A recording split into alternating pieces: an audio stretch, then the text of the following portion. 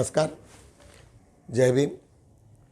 मैं advocate doctor Siddharth Kamble, दैनिक बहुजन सौरभचा मुख्य संपादक। बहुजन सौरभ यूट्यूब चॅनलमध्ये सर्वांचं स्वागत। आज दिनांक 24, आज देशातल्या महत्त्वाच्या घडामोडीकडे बघू आपण। आज प्रामुख्यानं राहुल गांधीची जी पदयात्रा आहे, न्याय यात्रा आहे, त्यावरती आसाममध्ये मोठ्या प्रमाणामध्ये घमासान सुरू आहे। मोठ्या प्रमाणामध्ये तिथे हिंसक वळण लागलेले आणि BJP कुठल्याही परिस्थितीत त्या यात्रेला, त्या पदयात्रेला थांबवण्याच्या पूर्ण प्रयत्नात आहे। त्यांना असं वाटते की ही जर पदयात्रा UP जर आली तर 80 पैकी मागे 73 MPs मेंबर ऑफ पार्लिमेंट तिथे मिळाले त्यांना, आणि ते सर्वच्या सर्व बदलून जाईल। आणि त्याची भीती मात्र त्यांना नरेंद्र मोदी किंवा BJPला वाटते, आणि त्याच्यामुळे ते वाटेल त्या पद्धतीने प्रयत्न करत आहेत की ही यात्रा कुठे ना कुठे थांबली पाहिजे, काही ना काही झालं पाहिजे, किंवा कुठल्याही थरावरती जरी गेली तरी त्याचे कॉन्सिक्वेन्सेस BJP गव्हर्मेंट ही आपली ती सांभाळण्याच्या तयारीत आहे। परंतु ती यात्रा थांबणं हे BJPला अत्यंत महत्त्वाचं आहे। आज त्यांच्यावरती अमित शहाचा फोन आला तिथल्या चीफ मिनिस्टरला, आणि त्यांना सांगितलं की कुठल्याही परिस्थितीमध्ये त्या युवकांसोबत त्यांचा वार्तालाप होऊ देऊ नका किंवा ते मीटिंग्स व्हायला नको। चीफ मिनिस्टरनी त्यांना फोन केला व्हाईस चान्सलरला की ही मीटिंग होऊ नये, परंतु दुर्भाग्य काँग्रेसचेही लोक तेवढेच मजबूत आहेत आणि त्या पद्धतीने ती मीटिंग झाली। आणि त्या भरल्या मीटिंगमध्ये राहुल गांधींनी तिथे म्हणायचं की हा सर्वात भ्रष्ट चीफ मिनिस्टर इथे आहे। बघूया ती क्लिप, अत्यंत सुंदर क्लिप तुम्हाला ती पाहायला मिळेल। तो ये 11 दिन की यात्रा, जिस तरह से मोदी जी का 11 दिन का अनुष्ठान था, उसी तरह से अगर 11 दिन की यात्रा पर राहुल हर दिन भारी पड़े तो समझ लीजिए फिर 2024 के फाइनल में कुछ भी हो सकता है। अब दोस्तों, बाकी नेताओं के बारे में तो मैं कुछ नहीं बोल सकता, लेकिन ये जो शख्स है, ये जो नेता है, इसके बारे में जिम्मेदारी से एक चीज मैं कह सकता हूं कि ये नेता कहीं ना कहीं सदन में जितने भी चेहरे हैं उसमें अगर कोई ईमानदार है, वाकई ईमानदार है और वाकई कोई दिलेर है, आज की तारीख में, बृजभूषण के दौर में, अमित शाह, मोदी और हेमंत बिस्व शर्मा और एकनाथ शिंदे के दौर में, तो इस आदमी को आप ईमानदार कह सकते हैं। और ये जो ईमानदारी है और ये जो दिलेरी है, इसी से गुजरात लॉबी डरती है। और डर का आलम यह है कि अमित शाह ने केंद्रीय गृह मंत्री अमित शाह ने, मोदी के बाद दूसरे ताकतवर शख्स ने फोन किया हेमंत बिस्व शर्मा को, जी हाँ, असम के मुख्यमंत्री को फोन किया, और फोन पर अमित शाह ने शर्मा से कहा, अपने CM से कहा कि किसी भी कीमत में, चाहे कुछ हो जाए, राहुल गांधी को असम में, नॉर्थ ईस्ट में छात्रों से मिलने नहीं देना है, कैंपस में नहीं जाने देना, यूनिवर्सिटी में नहीं जाने देना। और ये बात मैं नहीं कह रहा हूं, इसका खुलासा खुद राहुल गांधी कर रहे हैं। हिंदुस्तान के होम मिनिस्टर ने फोन उठाया, आपके चीफ मिनिस्टर को फोन लगाया, कहा राहुल गांधी को स्टूडेंट से नहीं मिलने देना है। हेमंतो जी ने यहां पे आपके जो लीडरशिप है, प्रिंसिपल्स हैं, उनको फोन लगाया, कहा राहुल गांधी असम के स्टूडेंट से, असम के छात्रों से नहीं मिल सकता है। अब राहुल गांधी के इस बेखौफ बयान के बाद हेमंत बिस्व शर्मा, जो बहुत ही क्लोज हैं अमित शाह के, असम के मुख्यमंत्री, उनको तो जैसे 440 वोल्ट का झटका लग गया। लेकिन राहुल गांधी की दिलेरी यही नहीं रुकी। राहुल गांधी ने माइक पर भीड़ के सामने कहा कि ये जो हेमंत बिस्व शर्मा है, जिसको हमने पार्टी से निकाला था, ये आज की तारीख में हिंदुस्तान का सबसे करप्ट, सबसे भ्रष्ट या भ्रष्टतम मुख्यमंत्री। राहुल गांधी ने हेमंत बिस्व शर्मा के सूबे में, उसके इलाके में, माइक पर, लाउड स्पीकर पर भीड़ के सामने बोला। का सबसे भ्रष्ट चीफ मिनिस्टर, सबसे करप्ट चीफ मिनिस्टर असम का चीफ मिनिस्टर है। अब दोस्तों, राहुल गांधी के इस पब्लिक अनाउंसमेंट के बाद जहां माइक पर कह रहे हैं कि आपका मुख्यमंत्री देश का सबसे भ्रष्टतम मुख्यमंत्री, ऐसी दिलेरी जो वाकई किसी ने नहीं सुनी थी पहले राजनीति में। माइक पर चीफ मिनिस्टर को उसी के स्टेट में कह रहे हैं कि इससे बड़ा करप्ट है ही नहीं कोई हिंदुस्तान में। उसके बाद हेमंत बिस्व शर्मा बौखला गए, तिल मिला गए और चप्पे चप्पे पर पुलिस लगाई गई, कदम कदम पर फिर लाठी चलने लगी और राहुल गांधी का घेराव होने लगा। यहां तक कि कई बड़े नेता, किसी के सर पे चोट आई, किसी का खून निकला, बहुत कुछ हुआ फिर और बहुत कुछ हो रहा है। लेकिन मेरा कहना है ये अभी ट्रेलर है, ये अभी ट्रेलर है। असली पिक्चर 15 फरवरी के आसपास शुरू होगी, जब राहुल गांधी का ये काफिला, जी हाँ, सर पर कफन बांधे उत्तर प्रदेश में घुसेगा। अब दोस्तों, उत्तर प्रदेश में जो 11 दिन है राहुल गांधी की यात्रा के, क्यों निर्णायक हो सकते हैं, ये क्यों डिसाइसिव हो सकते हैं? इसलिए हो सकते हैं कि हकीकत ये है, ज़मीनी हकीकत ये है, अगर आप उत्तर प्रदेश के रहने वाले हैं तो शायद आप मेरी बात से इत्तेफाक रखेंगे कि जिस तरह का आक्रामक, एग्रेसिव अपोजिशन होना चाहिए, वो अपोजिशन है नहीं जो ईंट से ईंट बजाते। जिस तरह से मुलायम सिंह यादव या बाकी नेता उत्तर प्रदेश में, या कल्याण सिंह कह लीजिए आप, या काशीराम कह लीजिए, जिस तरह से ईंट बजाते थे, अब वो अपोजिशन नहीं है। ज्यादातर फ्रेंडली मैच है और किसी की हिम्मत नहीं है उत्तर प्रदेश में, विधायक हो, सांसद हो, विपक्ष का कितना बड़ा नेता हो।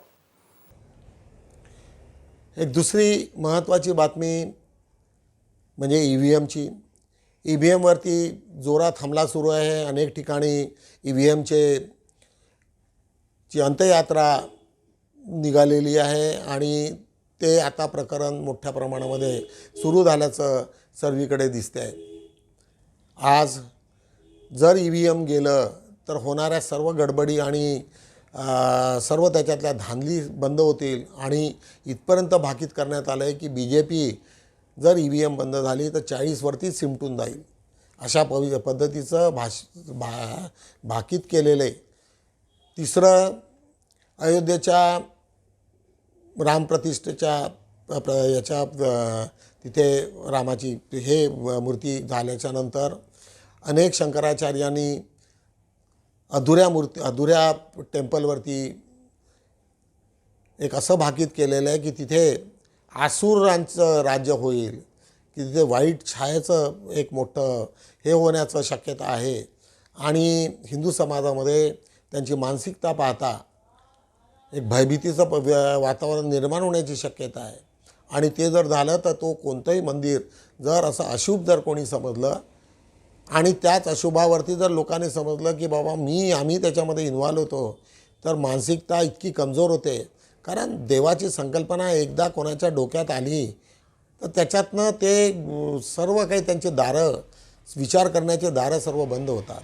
आणि अशा सिच्युएशनमध्ये अयोध्येतलं राम मंदिर हे कुठे खंडर व्हायला नको अशा पद्धतीची काही लोकांनी चर्चा आहे.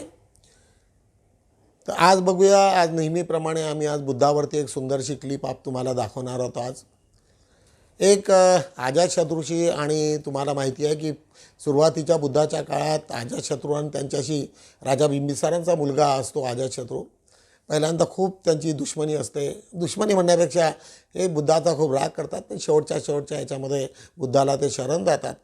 आणि त्याच्यानंतर तिथे एक मोठा एक चर्चा निर्माण होते, ती म्हणजे तिथले कुलगुरू आणि अजातशत्रू याच्यामध्ये शाब्दिक चर्चा सुरू होते. आणि जेव्हा त्यांची एका दुसऱ्याची ते जाते त्याच्यामुळे खूप परिस्थिती खराब झालेली असते. आणि अजातशत्रू पुन्हा बुद्धाकडे येतात की अशा सिच्युएशनमध्ये मी काय करायला पाहिजे. आणि बुद्ध ज्या पद्धतीचा त्यांना सल्ला देतात, 8 तत्त्व सांगतात, 7 तत्त्व, त्याच्यात त्यांना सांगतात की कुठलाही झगडा जरी असेल तर पहिले काय करावं, त्याच्या मुळात जाऊन आणि दोन्हीकडच्या बाजू ऐकून आणि त्याच्यामध्ये जी कोणाची बाजू महत्त्वाची आहे आणि त्याच्या हिशोबाने न्याय करणे, अत्यंत ही जी बुद्धांनी अजातशत्रूला जे सांगितले ते तुमच्या डे टू डे याच्यातही तुम्ही लोक वापरू शकता किंवा पाहू शकता, जेणेकरून तुमच्या घरातले छोटे मोठे जे भांडणं आहेत हे सर्व मिटू शकतील. अत्यंत सुंदर क्लिप आहे, ते बघूया आपण बुद्धा या एपिसोडमधली.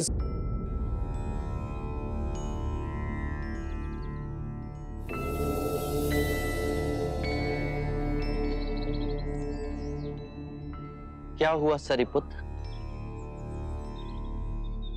क्या मैं चिंता का कारण जान सकता हूं?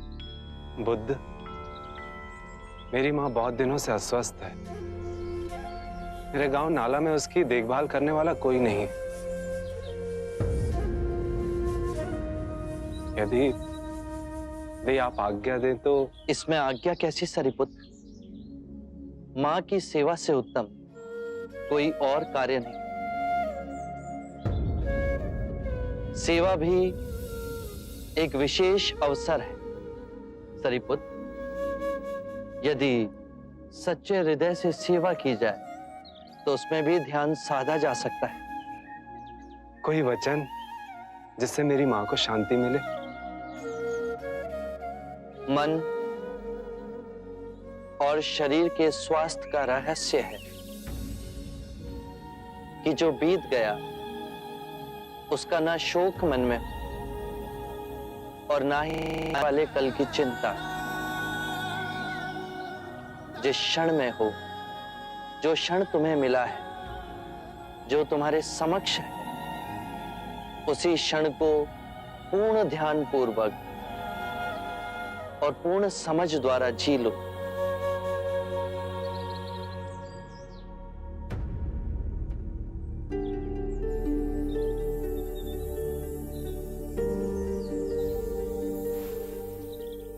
ऐसा प्रतीत हुआ कि आपसे बहुत दूर जा रहा हूं.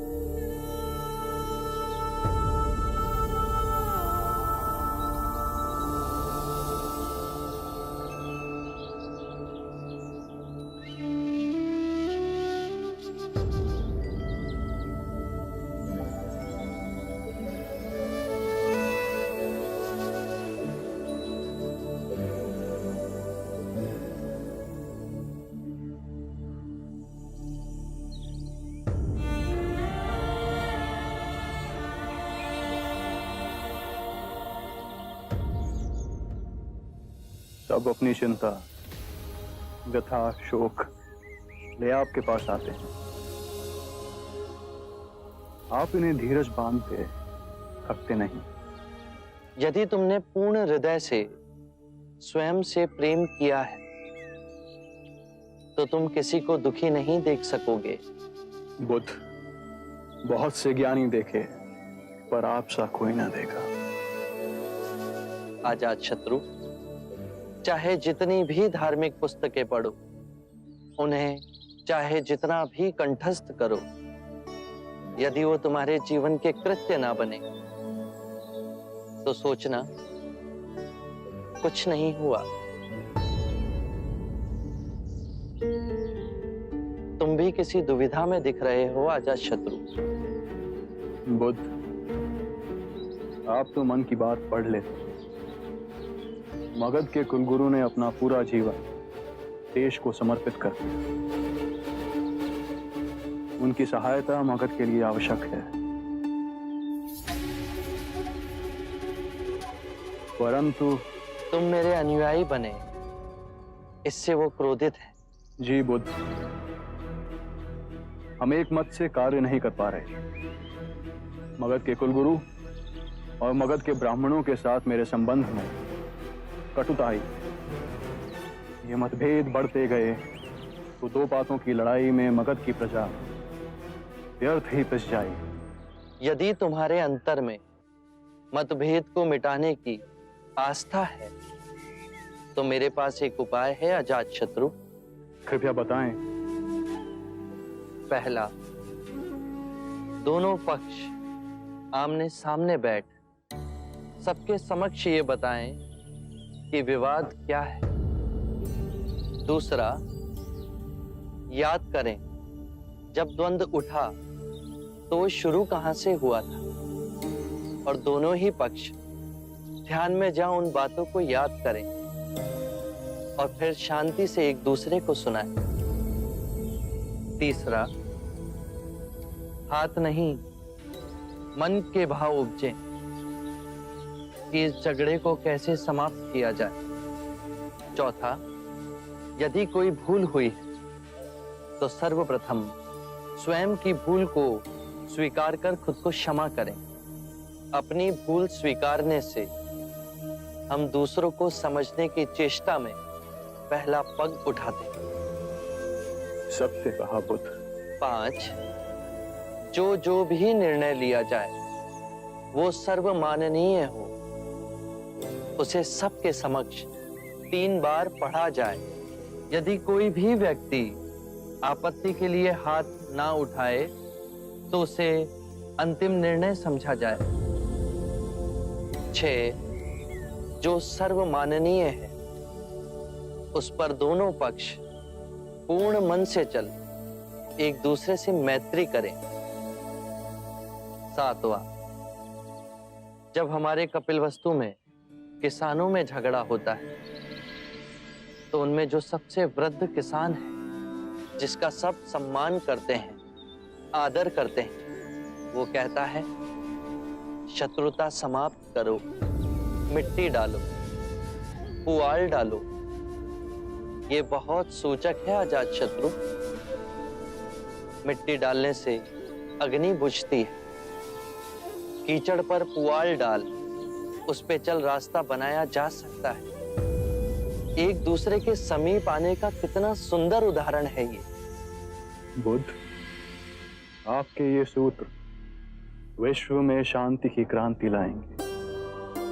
जब जब धर्म का विघटन होगा, जब जब दो पक्षों के हृदय में दीवार खड़ी होगी, आपके ये वचन उस दीवार को ढहा देंगे। मैत्री और सामंजस्य विकसित होगा।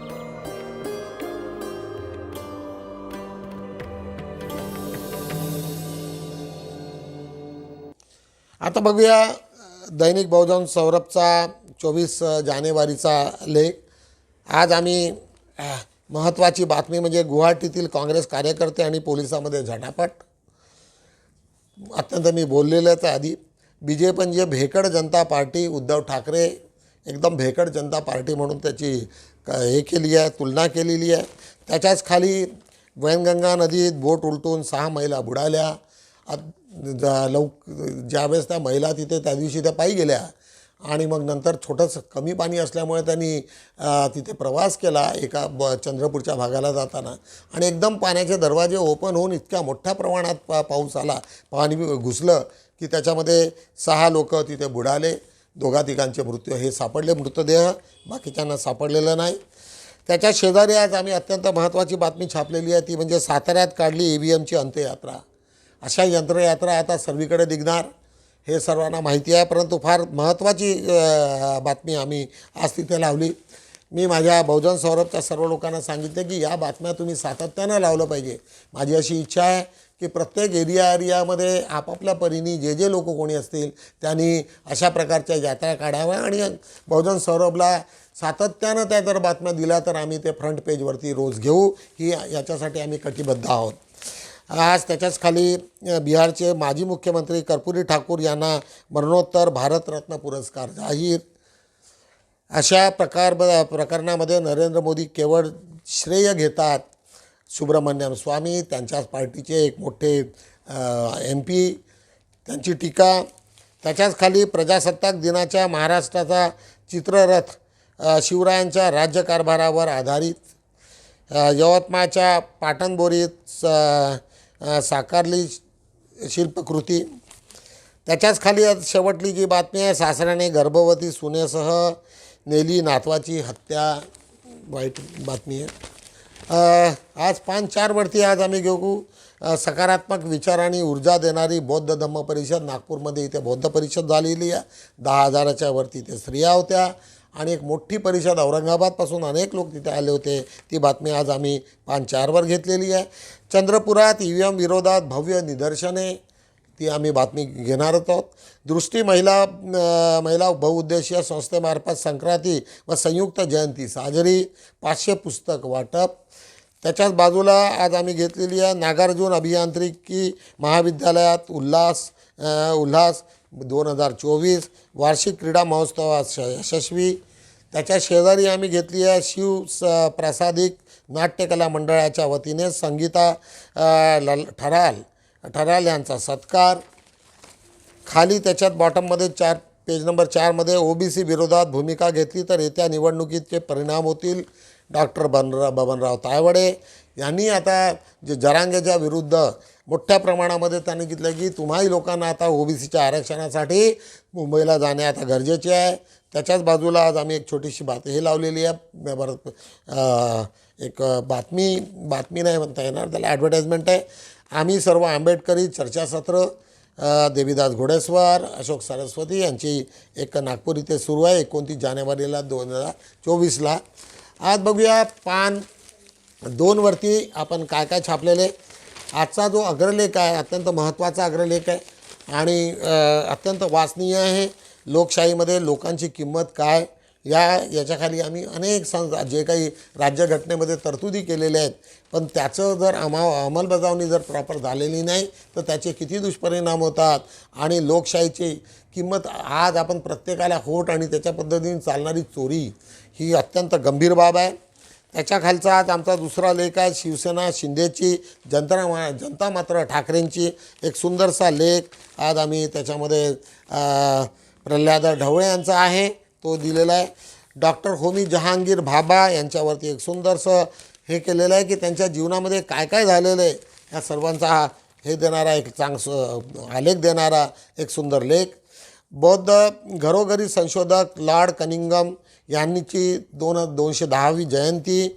लॉर्ड कनिंगम हे जे काही इंग्रज होते आणि ब्रिटिशांच्या काळामध्ये जे काही उत्कलन झालं बुद्ध धम्माचं हे फक्त त्यांच्या काळात केलं. ते मेन त्यांनी रिटायरमेंटच्या नंतरही त्यांनी इतकं मोठं काम केलं की प्रत्येक ठिकाणी ते जायचे आणि बुद्ध जिथे जिथे होतं इवन तुमच्या साकेतपासून तर अयोध्यापासून तर अप टू मुंबईपर्यंतच्या सर्व ज्या मोठमोठ्याल्या स्तूप दबलेले होते जमिनीखाली त्यांचं उत्खननाचं मोठं काम जर कोणी केलं असेल तर ते लॉर्ड कनिंगम यांनी केलेलं आहे आणि घरोघरी बुद्धिझम त्यांनी पसरवला आहे अशा पद्धतीचा.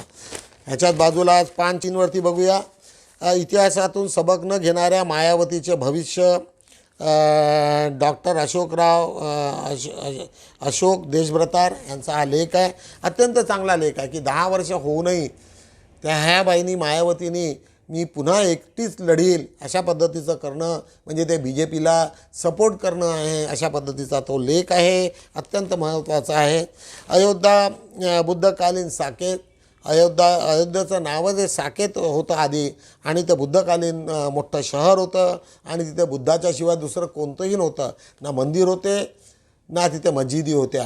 अशा पद्धतीचा एक सुंदर लेख हरिदास भिसे यांचा आहे. वाचनीय आहे, सर्वांनी वाचायला पाहिजे. त्याच्याच खाली आज अशोक प्रमोद मूनचा आमचे मित्र त्यांचा एक लेख आहे शहाजीराजे भोसले यांच्यावरती. हा कसा पूर्ण इतिहासाचा पूर्ण त्यांनी आलेख करून आजचा सुंदरसा लेख त्यांनी तयार केलेला आहे. अशा पद्धतीने आज आम्ही बहुजन सौरभचे 4ही पानं कंप्लीट केलेले आहेत. उद्या पुन्हा आपण भेटूया 25 रोजी.